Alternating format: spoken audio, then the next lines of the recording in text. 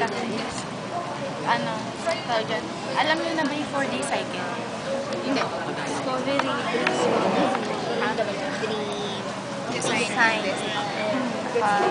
destiny. Ganito, parang sa nursing process din kasi yung discovery phase, assessment phase yun sa nursing process. Nandun yung weakness, yung sa questions natin, alamin natin yung weakness, yung strength, yung tas kung ano yung nafe-feel, basta assessment yun. Tapos discovery, dream phase, yung goals and objectives. Yun, kung anong gusto mo mangyari.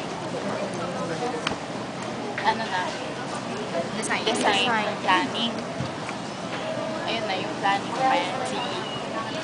Tapos, destiny, implementation.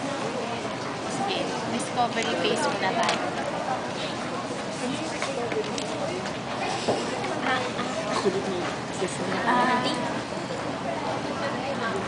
Patagalugin ko na lang.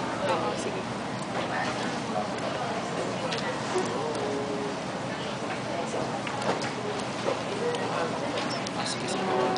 Kasi nasa magtanong ka muna.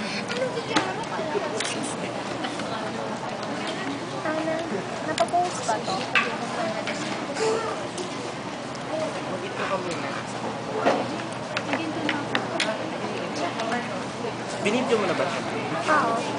Cut ko na ba? Hindi naman wala. Ano na lang muna? Cut ko na. Learning ka. Start na ba yun? Oo. Sige. Hindi, basta pwede naman natin cut-in sa computer. Cut ko na dito. Makakuha ko na yung memory. Cut ko na. Sige, ito yung first question. Cut mo, Ready cut mo. na ako. Wait lang. I-full video natin lahat tayo. Or mahaba ba? As in,